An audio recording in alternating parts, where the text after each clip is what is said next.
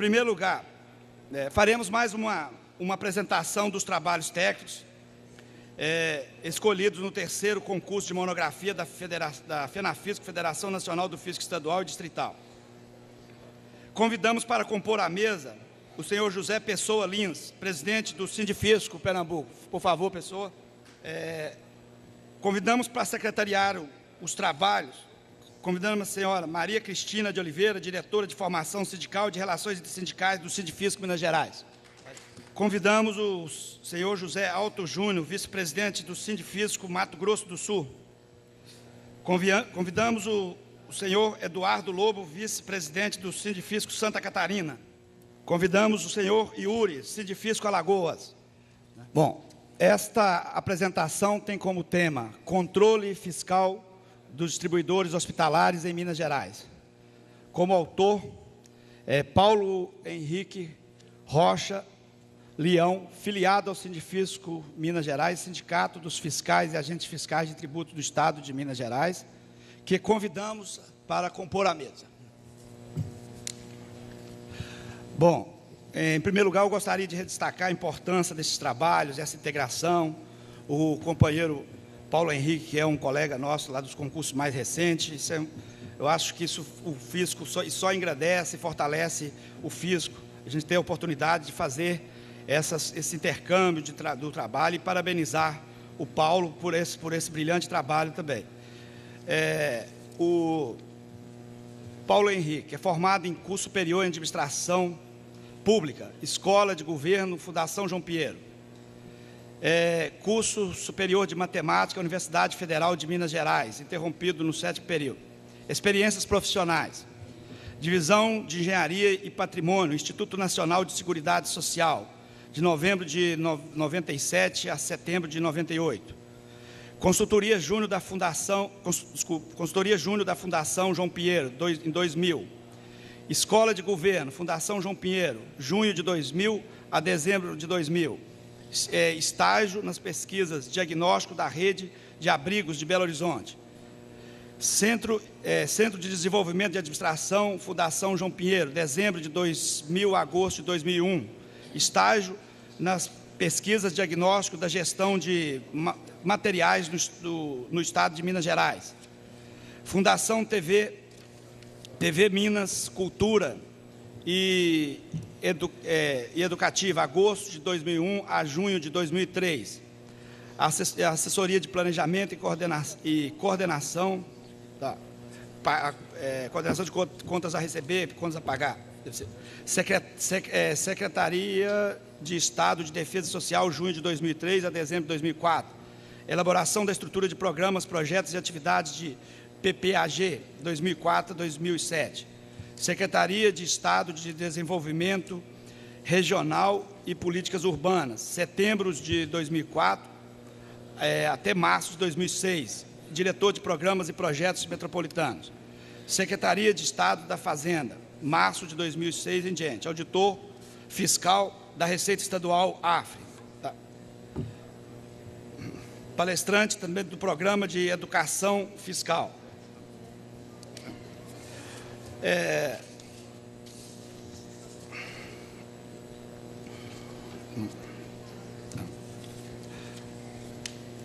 Paulo Henrique, por gentileza, fica à vontade para a sua apresentação. Bom dia, gente. Primeiro, a satisfação enorme, né? Estar participando de um evento tão importante. E são desafios, né, colocados para a gente. Participar de um concurso e ser selecionado foi um desafio importante. Estar aqui naquela bela festa ontem, ter que sair mais cedo para me poupar também foi um desafio. E da mesma forma, eu estava falando ontem com o pessoal que falar em 45 minutos era um desafio que eu teria que correr, né? Mas agora em 30 a gente vai ter que voar, mas tudo bem. Esse é um trabalho que foi feito em Minas Gerais, né? Foi estudado no âmbito de todo o Estado. Eu não sei até que ponto em outras unidades da Federação existe algo parecido, mas é de total interesse da minha parte também, posteriormente, né? Porque aqui o tempo é curto, está conhecendo algumas experiências de outras unidades da Federação, está promovendo um intercâmbio, a gente poder ajudar no que for possível e também, né, está sendo ajudado. O que acontece? Como foi falado agora na apresentação, eu sou do último concurso de Minas Gerais, sou auditor fiscal da Receita Estadual desde 2006. Fui lotado na cidade de Montes Claros, no norte de Minas Gerais, e estou lá até hoje, são quase 5 anos. Logo, ao chegar, foi colocado um desafio que era fiscalizar o setor de medicamentos, que é um setor bastante complexo. Para vocês terem uma ideia, a regional onde eu trabalho é composta por 110 municípios com uma dimensão territorial, um diâmetro territorial de mais ou menos 500 quilômetros. Se você pegar a cidade mais ao sul e a cidade mais ao norte, dá um diâmetro de 500 quilômetros. Isso sem posto fiscal na fronteira. Temos uma fronteira enorme, principalmente com Goiás e com a Bahia, sem posto fiscal na fronteira e com um contingente de mais ou menos 20 fiscais para todos os setores. Então, hoje eu trabalho sozinho nessa área de medicamentos, mas a gente tem conseguido fazer algumas coisas lá bastante importantes. E o que acontece? Então, a partir do momento que eu fui conhecendo a realidade do Estado, a realidade das empresas e o modus operandi da sonegação, além, é claro, daqueles crimes mais comuns, como a venda sem nota, meia nota, o calçamento, subfaturamento, etc., tivemos a oportunidade de conhecer um modo de sonegação bastante incomum, podemos dizer assim, que era a sonegação com nota fiscal, às vezes com valor até maior, porém, essa sonegação acontecia porque tinha participação ativa ou passiva de órgãos públicos. E aí que começa o ponto da pesquisa. Tá? O que são distribuidores hospitalares? O distribuidor hospitalar é um atacadista, uma empresa atacadista aqui fala, independente do ramo de atividade, mas o foco do trabalho é na área de medicamento e material hospitalar, que venda para hospitais, clínicas ou órgãos de administração pública, no mínimo 80% da sua receita operacional anual. Então, o que acontece? Existe um distribuidor de medicamentos, material hospitalar, ele vai à secretaria e prova que, durante o último ano, faturou mais de 80% para órgãos públicos, hospitais, clínicas e assemelhados. A secretaria concede a ele, então, o título, digamos assim, de distribuidor hospitalar. E sai uma portaria e a empresa passa a ter esse credenciamento. E qual a vantagem para essa empresa?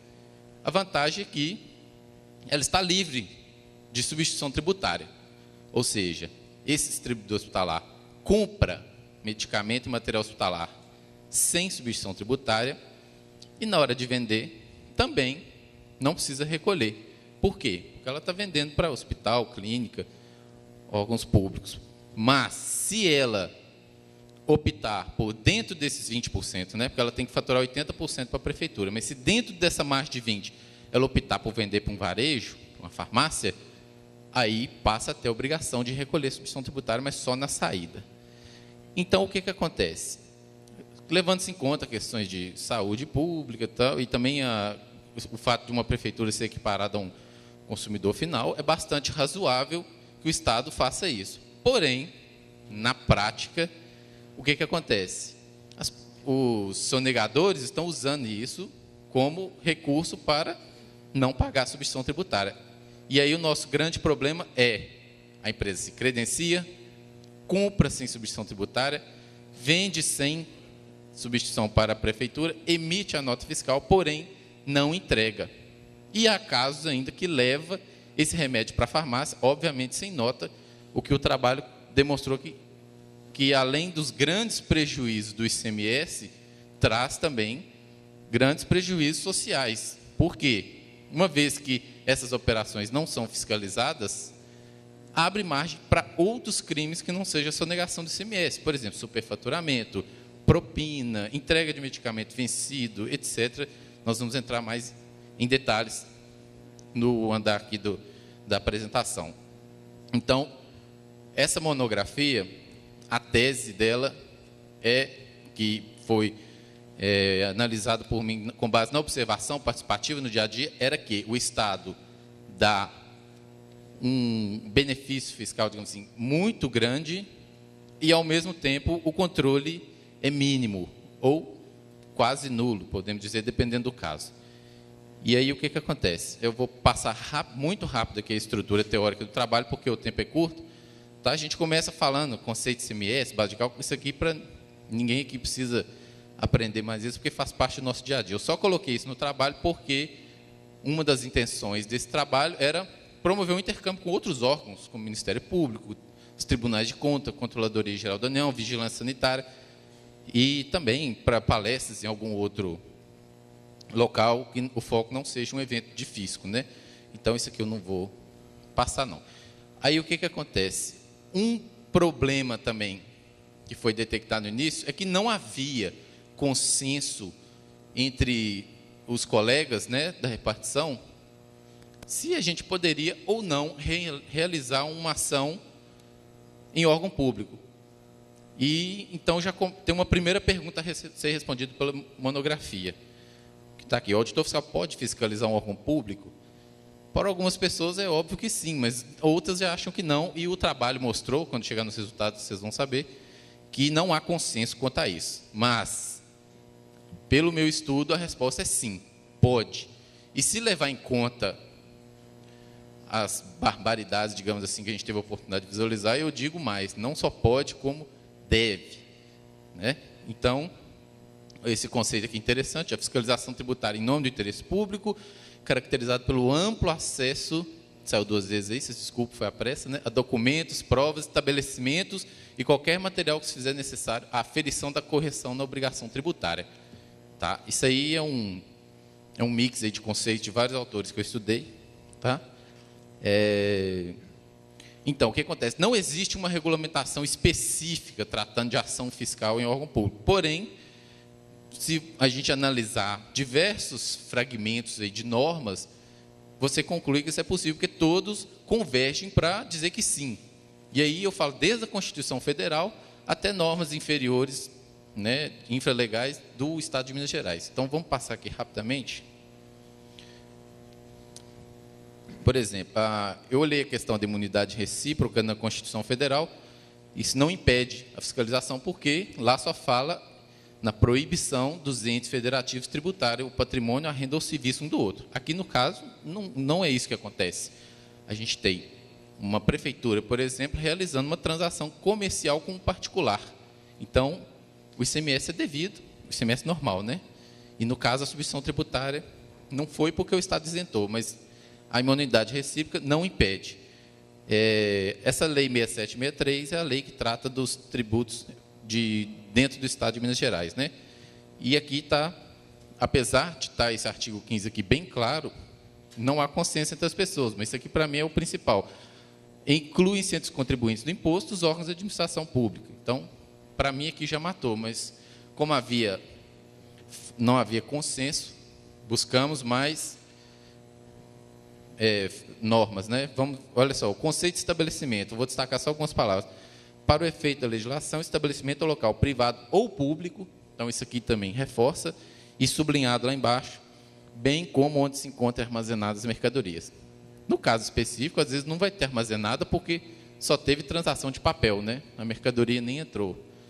Mas às vezes acontece de entrar vencida, entrar especificação inferior, etc. Tem aqui também sobre a obrigatoriedade de entrega dos documentos, né? Eu esqueci de sublinhar, mas é interessante colocar ali, depois do sublinhado, ela não tendo aplicação qualquer disposição legal excludente da obrigação de entregar ou exibir, tá? Exceto o disposto no artigo 4º dessa lei, que é o Código de Defesa do Contribuinte, que fala que para se empreender uma ação, a gente tem que estar munido de ordem de serviço. Mas, tirando isso, não tem nada que limite. E, além da legislação tributária, alguns conceitos modernos de gestão pública, como a contability, o controle social. Hoje, apesar de que no Brasil ainda há muito que se avançar nesse ponto, e a gente vai ter uma palestra aqui sobre a questão da qualidade do gasto público mais tarde, a transparência, né, na gestão, no gasto, isso é uma coisa que a gente vai ter que conquistar, pode demorar alguns anos, mas vai ter que ser obrigação aí de todo o ente público. Então, o que acontece? A minha tese é que o controle pelo Estado é pouco. Isso se agrava se a gente for considerar o controle interno no município. E olha só, isso aqui é uma pesquisa de um autor chamado Evandro Guerra, ele é do Tribunal de Contas lá do Estado de Minas Gerais, tem um livro sobre controle muito interessante. E aí, olha só os dados sobre o município. O total de municípios brasileiros, isso aqui é 2005, tá, gente? Mas eu acredito que até hoje não mudou muita coisa. São 5.566 e a pesquisa atingiu 3.286 municípios. No Brasil, os municípios pequenos, ou seja, aqueles com menos de 50 mil habitantes, somam 5.000, ou seja, 90% do total. Agora, olha o interessante. O total de municípios com estrutura de controle interno implantada é apenas 788. Ou seja, 24% dos 3.200 pesquisados. Se considerar os 5.000, esse percentual é menor ainda. Então, só para mostrar aqui a fragilidade que é a questão da corrupção no município. Algumas características, né? Há uma grande rejeição à implantação de controle interno em prefeituras, ausência de mecanismo coercitivo para quem não implantar o controle, vínculos de amizade entre, principalmente cidade pequena, né? Eu sou amigo do prefeito, eu sou amigo de não sei quem, sou amigo de fulano. As coisas são muito na base da amizade, às vezes o critério técnico deixa a desejar. E carência de profissionais especializados para o controle interno. Então, esse é o cenário dos municípios. Então, antes de falar disso aqui, então, reforçando, além de não haver controle por parte do Estado, a gente vê que, se dependesse do município, da maioria, pelo menos a ampla maioria, a tendência é a coisa funcionar mal mesmo. Tá? Tem um capítulo aqui sobre compras e contabilidade pública, que também não posso render devido ao pouco tempo. Só explicando as modalidades de licitação, porque, inclusive, principalmente a dispensa, né? Porque muitas compras ocorrem com base na dispensa ou na inexigibilidade. Mas o que é interessante aqui é a despesa pública tem as três fases, né? Que é o empenho, a liquidação e o pagamento. Essa fase da liquidação pode ser considerada mais crítica, porque é aqui que um funcionário responsável, por atestar o recebimento da mercadoria, ele pode carimbar a nota fiscal lá, tem que registrar de alguma forma que aquilo ali entrou. E aqui acontece o principal foco da corrupção, porque se a pessoa ali é corrupta, ela pode falar que entrou um medicamento que não entrou, né? Mas, enfim, isso aqui a gente não vai poder aprofundar, só destacar que a fase da liquidação é onde acontecem os problemas, né? E, última observação, é comum pagarem notas fiscais de medicamentos sem efetiva entrega. E aí também fiz um estudo sobre corrupção, de maneira geral. Obviamente, a sonegação está incluída dentro desse estudo sobre corrupção. A corrupção pública abrange atos como pagamentos de obras, isso aqui também vale para a mercadoria, né? Com objeto inexistente, superfaturamento, direcionamento de licitação, convênios irregulares, etc. A existência de grande quantidade de irregularidade em gestão pública indica para a falta de controle da gestão pública sobre os recursos recebidos e dispendidos. E também, lá embaixo tem outro destaque ali, não avalia se estes foram entregues antes de efetuar pagamento a fornecedores. É o caso nosso dos remédios, do material hospitalar. Comprou, muitas vezes paga, às vezes paga até superfaturado. Eu já tive a oportunidade de fazer uma auditoria numa distribuidora de medicamentos e, ao comparar o preço de entrada de um remédio com o preço de saída, encontrei um superfaturamento de 5.100%. Ou seja, um comprimido que custava 3 centavos na entrada, vendido para a prefeitura a 1,54. Aí uma vez um colega meu falou assim, mas e daí? O ICMS vai ficar maior, você não tem que importar com isso não. Eu falei, não, mas peraí. Duas coisas. Primeiro, que tem a questão ética. E segundo lugar, porque muitas vezes essas empresas fazem isso, são empresas de fachada, e por mais que declare uma base de cálculo altíssima, na hora de pagar o ICMS ele vai sumir. Então, são dois pontos aí problemáticos, né? Bom, e como a proposta é o controle fiscal, a gente teria que estudar também algumas políticas públicas, né? E eu recorri também a alguns exemplos internacionais de combate à corrupção. Então, veja só, esse conceito é interessante. Para que a corrupção ocorra, algumas condições devem ser verificadas. São essas. A existência de poderes discricionários, né? Tem uma margem, conforme a conveniência, de poder tomar uma decisão não vinculada. A existência de rendas econômicas consideráveis, né? E nessa área de saúde, eu acho que de recursos tem bastante. O problema é que tem muito desperdício, muita corrupção, e às vezes incompetência também, mas a corrupção é até pior. E 3, esse aqui é onde eu foco mais a minha análise. Uma probabilidade de detecção e punição relativamente baixa. Ou seja, se eu tenho a sensação que eu não vou ser pego, teoricamente, né, aí vai depender dos valores morais de cada um, mas a tendência é estar mais propício a cometer um ato criminoso. E é óbvio que a sonegação, por mais que grande parte da população ainda não perceba isso, mas entre nós aqui isso não é segredo, que a sonegação é um crime, é uma forma de corrupção das mais danosas à sociedade. E aqui eu destaquei 2 tipos que têm tudo a ver com o trabalho. Sonegação por meio de simulação. Vejam bem, quando a sonegação é efetuada por meios aparentemente lícitos, como eu disse, a venda ocorre com nota fiscal. Não tem meia nota, porque às vezes o valor é até maior que o valor de mercado, né? Então, aparentemente lícitos, tá? Ou seja, que parecem estar de acordo com a legislação, mas na realidade não estão. Disse que ela ocorreu por simulação. Na simulação, há sempre uma declaração enganosa, e foi o que a gente achou na prática. Venda que não ocorreu. Então, além do prejuízo ao erário, além do prejuízo ao município, prejuízo social, teve uma sonegação de substituição tributária bastante considerável, como nós vamos passar mais para frente. Eu esqueci de marcar o início, está com quantos minutos? Eu marquei aqui já. Obrigado também. E além de perguntas, né, qualquer experiência parecida nos estados seria do meu interesse também. E, voltando aqui, então, o segundo modelo, a sonegação por meio de conluio, né? Quando a sonegação é praticada por meio de ajuste doloso de 2 ou mais pessoas. E é isso que a gente presenciou na prática também, principalmente políticos e donos de empresas, e fazem os ajustes, né? E, como eu falei, além da sonegação do imposto, eles emitem a nota e muitas vezes a prefeitura paga pela nota. E aquele dinheiro, às vezes, vai para a caixa 2 do partido, às vezes vai dividir, vai para o bolso da turminha. E, recentemente, a gente teve uma operação que eu vou falar aqui no final, que você percebe, às vezes as pessoas não têm nem descrição, porque começa a ganhar dinheiro e já você está numa cidadezinha lá, onde a maioria vive em estado de pobreza, e você já compra um carrão importado e já quer esnobar, né? Então, nem descrição normalmente essas pessoas têm. Mas, enfim, destacamos aqui, então, por meio de simulação e por meio de conluio, são 2 pontos. Tem aqui a Lei 47.29, 65, que trata do crime de sonegação, né? Eu só peguei o inciso 1, destacando aí, prestar declaração falsa, e lá no fim, com a intenção de eximir-se total ou parcialmente do pagamento de tributos, taxas e qualquer adicionais devidos por lei. É o que acontece, né, no caso.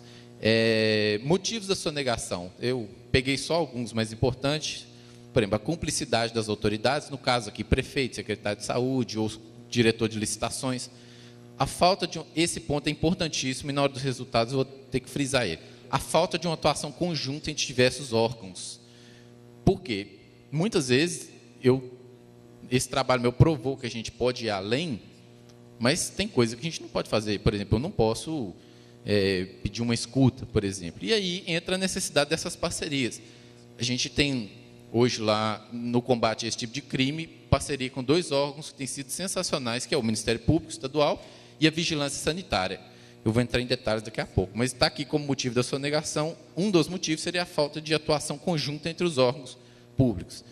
Né? Letra G, a complexidade dos meios utilizados para a perpetuação do crime e que o público percebe mal o caráter, né, delituoso desses fatos, porque, infelizmente, para grande parte da população, eles sonegar, eles não têm noção da gravidade que é.